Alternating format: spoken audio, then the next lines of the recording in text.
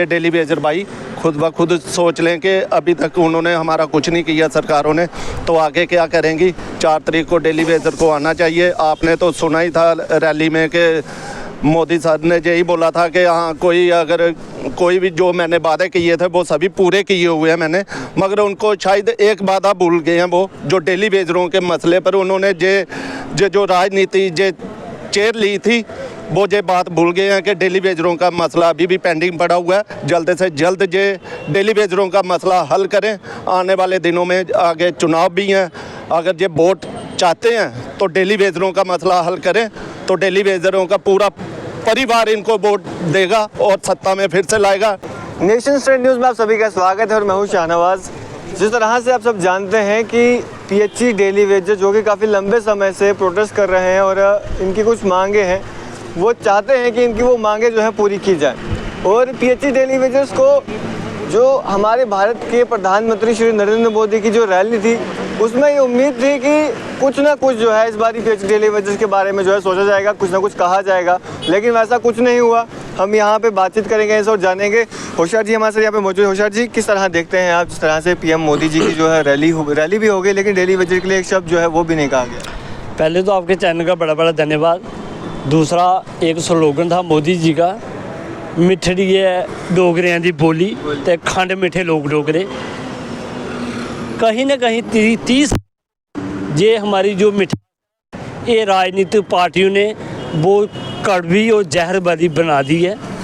उसमें एक अहम रोल बीजेपी ने भी निभा दिया है। जो JNK के जो मंत्री संतरी हैं, दिन ब दिन हमारी मिठास घटती गई है क्योंकि हमारी एज बढ़ती गई है। तो आज तक हम अपने बच्चों को और अपने साथ इंसाफ नहीं कर सके। उसमें ज़्यादा फेलियर जो 25 MLA, तो साथ में 2 जो एक PMO में हमारे सांसद हैं, तो एक जुगल किशोर जी, जिन लोगों ने एक बार सुनने में देखने में भी आए, इन्होंने संसद में आवाज़ भी उठाई। पर मैं सोचता हूँ वो आवाज़ तब नहीं उठाई गई, कहीं संसद में और कोई बैठा, अकेले ही उन्होंने स्पीच दी होगी तो किसी ने सुनी नहीं होगी। तो ज़्यादा दोष JNK में जो सत्ताधारी है उनका रहा है। जो खंड मीठे लोगों की डोगरी की बोली कड़वी कर दी इन लोगों ने। हम लोगों को ज़्यादा कुछ नहीं चाहिए। हम लोग डिपार्टमेंट में सेवा देते हैं, जो हमारा जेन्युइन हक बनता है वो हमें चाहिए। उसमें रेगुलेशन पॉलिसी है, पेंडिंग वेजेज है और ड्यूटी के तहत है, दिल्ली ड्यूटी पर हमें तर्ज पर रेट चाहिए। इसके अलावा हमें कोई ना तो चेयर चाहिए, ना हमने राजनीति करनी है, ना हमारा दूर से दूर तक वास्ता है। जब तक हम काम करें 60 साल डिपार्टमेंट को। इसके साथ बड़े साथी मेरे 60 साल इसी उम्मीद में जिनके रह गए, निकल गए। आज ये पार्टी आई हमें परमानेंट करेगी, कल दूसरी आई तो वो करेगी, मगर किसी भी पार्टी ने इन लोगों को रिलीफ नहीं दिया। जो लोग रिटायर होकर घर में बैठ गए, हम लोगों ने उनकी डिमांड को भी अपने हाथ में रखा है। जो लोग रिटायर हो गए हैं उनके घर परिवार को कम से कम 10 लाख रुपये मिलना चाहिए। जिनकी डेथ हो गई है उनके परिवार आपको लगता है उनको 10 लाख रुपये मिलेगा? लगने की बात अलग है। ये मेरा फ्रेंड बहुत स्ट्रांग है, बहुत उम्मीद है, जोर शोर से है। ये करने वाला करके भी रहेंगे। ये हमें भी अपने आप पे भरोसा, हम करा के रहेंगे। ये हमें क्षमता है, हमारे डेली वेजर में इतनी ताकत है। जिस दिन ये प्रण करेगा उस दिन वो करके छोड़ेगा, क्योंकि 20,000 की संख्या है। हम सिर्फ उनसे आपके माध्यम से ये डिमांड करते हैं, एक बार हर साथी कम से कम 4 मार्च को बाहर निकले। जितना वो बाहर निकलेगा, अभी 2-2.5 हज़ार निकलता था तो प्रेस हमने कंपनी बंद किया था। 2-2.5 हज़ार निकला तो हमने पुल बंद किया था। जिस दिन ये लोग सारे बाहर निकलेंगे पूरा जम्मू जाम होगा, सप्लाई भी जाम होगी, तो सिस्टम भी सारा ठप होगा। ये हमें पता है। जिस तरह से लास्ट टाइम जब मैंने आपका इंटरव्यू किया था, आपने कहा था कि पीएम जो मोदी जी की रैली में अगर हमारे बारे में कुछ भी नहीं कहा गया तो हम सड़कों पर उतरेंगे। आपने अभी बताया कि अल्टीमेटम भी दिया गया। बिल्कुल। तो अब आप उतरेंगे सड़कों पर? बिल्कुल। वो जो हमने प्रेस कॉन्फ्रेंस की है वो अपनी जगह स्टैंड है। उसका 2 ही मतलब थे। अगर हमारे हित में कोई फैसला आता तो वहाँ जिंदाबाद के नारे लगने थे। अभी हमारे हित में कुछ आया नहीं, तो वहाँ किन किन के मुर्दाबाद के नारे लगने हैं उसकी लिस्ट बनाने की तैयारी चल रही है हमारी। वो लिस्ट बनेगी तो सबके मुर्दाबाद के नारे लगेंगे। सिर्फ जिंदाबाद पीएचई एम्प्लॉयज यूनाइटेड फ्रंट जिंदाबाद रहेगा, बाकी सब मुर्दाबाद रहेंगे। जिन जिन लोगों ने हमें बेवकूफ़ बनाया, वोट बैंक की हमारे साथ राजनीति खेली, हमारे बच्चों का भविष्य ख़राब किया, हमारा भविष्य ख़राब किया, हमारी जवानी ख़त्म की, उन सब के मुर्दाबाद के नारे। और जहां हमें लोकेशन अच्छी सेटल हुई, हमारे मेंबर डिसाइड करेंगे, वो लोकेशन जाम होगी, वो अपनी जगह कार्यक्रम तय है। तो अगले कार्यक्रम की भी घोषणा की जाएगी, उसमें पानी बंद का भी फर्स्ट प्रायोरिटी भी ऑप्शन हमने रखा है। अगर ज़रूरत पड़ी तो काम छोड़ हड़ताल एक बार फिर सड़कों पे होगी, क्योंकि ये लास्ट लड़ाई है, तो लास्ट ही ऑप्शन है। कोर्ट ऑफ कंडक्ट लगने के बाद कोई उम्मीद नहीं कोई किसी को कुछ देगा। इससे पहले पार्टी को भी आपके माध्यम से हमारी प्रार्थना ही मान के चलो, पार्टी हमारी प्रार्थना समझे, एलजी साहब हमारी प्रार्थना चले समझे। हम जेन्युइन डिमांड कर रहे हैं, कोई उल्टी सीधी डिमांड हमारी है नहीं। जो हमारी जेन्युइन डिमांड है उसको पूरा किया जाए। जे फ्रंट की तरफ से अपील भी है, रिक्वेस्ट भी है, प्रार्थना भी है। हमारे लोग बॉर्डर लाइन पे खड़े हैं, वेंटिलेटर पे हैं, जिनके 2 साल रह गए हैं, किसी के 3 साल, किसी के 5 साल, उन लोगों को रिलीफ मिलना चाहिए। तो 4 मार्च को हिसाब गवर्नमेंट के साथ, उसके बाद एक और कड़ा सा स्टेप, हम लोग लड़ाई के लिए बाहर निकले, अपने हक के लिए लड़ते रहे जब तक हमें इंसाफ नहीं मिले। मैं आपसे जानना चाहूँगा, कुछ लोग तो होंगे जो अपना कारोबार थोड़ा बहुत करके जो है अपना गुजारा कर लेते होंगे, लेकिन बहुत सारे डेली वेजर ऐसे हैं जिनके पास सिर्फ उनकी तनख्वाह ही उनके लिए सब कुछ है। तो वो लोग किस तरह से गुजारा करते हैं अभी के समय? महंगाई इतनी बढ़ चुकी है। बड़ा बड़ा शुक्रिया आपका। देखिए, जहाँ तक महंगाई का सवाल है, आपने देखा ही होगा कि महंगाई जो है चरम के ऊपर है। बिल्कुल। उसी हिसाब से गवर्नमेंट जो है, जो परमानेंट एम्प्लॉइज़ को डीए इंक्रीज़ करती है और उनको बेनिफिट्स देती है। लेकिन जहाँ तक डेली वेजर का सवाल है, आज तक आपने देखा होगा कि डेली वेजर के पिछले दिनों जब ये पीएम मोदी जी का जब पिछला पल्ली का जो कार्यक्रम था, उसमें 11 रुपये बढ़ाए गए थे।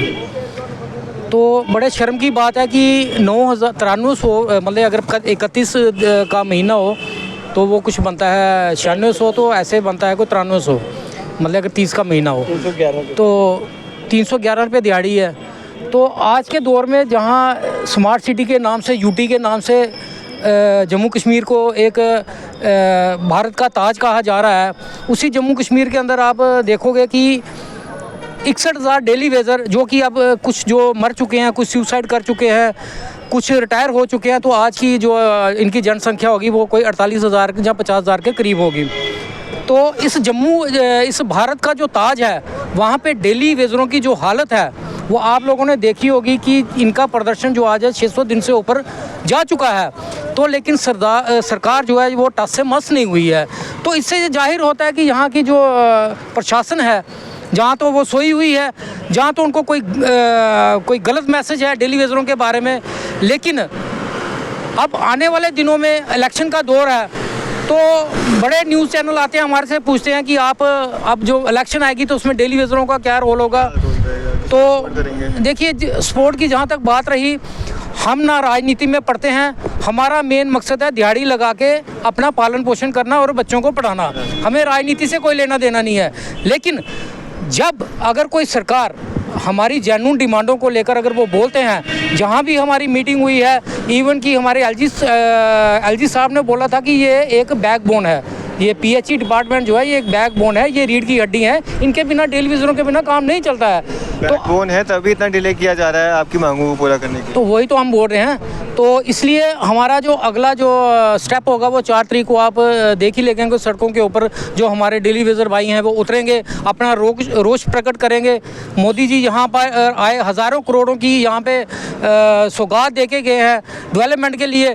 लेकिन मैं नहीं सोचता हूँ कि जो 2014 में जो वायदा करके गए थे हमारे साथ, 2 मुद्दे, एक तो 370 को उठाना और दूसरा डेली वेजरों को पक्का करना। 370 हट गया, लेकिन डेली वेजर वहीं के वहीं। इससे ये पता चलता है कि मोदी की जो गारंटी है वो हमारे जम्मू कश्मीर में नहीं चली।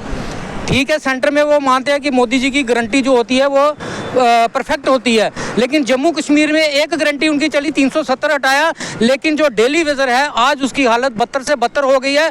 उसमें उन्होंने झूठ बोला और आज ही हम आपके चैनल के माध्यम से कहते हैं कि आने वाले टाइम में हम इसका जवाब देंगे। आप क्या एक मैसेज देना चाहेंगे अपने डेली वेजर्स भाई के लिए? मैं तो डेली वेजर भाइयों को यही मैसेज देना चाहता हूँ कि आगे जो 4 तारीख को हमने जो प्रोटेस्ट का बोला हुआ है वो सभी डेली वेजर भाई अब बाहर निकलें, क्योंकि अब ये मौका हाथ से निकलना नहीं चाहिए। आने वाले दिनों में कोड ऑफ कंडक्ट लगने वाला है। ये डेली वेजर भाई खुद ब खुद सोच लें कि अभी तक उन्होंने हमारा कुछ नहीं किया सरकारों ने, तो आगे क्या करेंगी। 4 तारीख को डेली वेजर को आना चाहिए। आपने तो सुना ही था रैली में कि मोदी साहब ने यही बोला था कि हाँ कोई भी जो मैंने वादे किए थे वो सभी पूरे किए हुए हैं मैंने, मगर उनको शायद एक वादा भूल गए हैं। वो जो डेली वेजरों के मसले पर उन्होंने जो राजनीति चेयर ली थी वो ये बात भूल गए हैं कि डेली वेजरों का मसला अभी भी पेंडिंग पड़ा हुआ है। जल्द से जल्द ये डेली वेजरों का मसला हल करें। आने वाले दिनों में आगे चुनाव भी हैं, अगर ये वोट चाहते हैं तो डेली वेजरों का मसला हल करें, तो डेली वेजरों का पूरा परिवार इनको वोट देगा और सत्ता में फिर से लाएगा। अगर अदरवाइज हमारा डेली वेजरों का मसला हल नहीं हुआ तो ये सत्ता से बाहर जा सकते हैं। हमारा यही मैसेज है आपकी मीडिया के थ्रू से सभी डेली वेजर भाइयों को, 4 तारीख को आप पूरा योगदान दें तो हम पॉलिसी लेकर ही हटेंगे। तो शुक्रिया हमारे साथ बातचीत करने के लिए।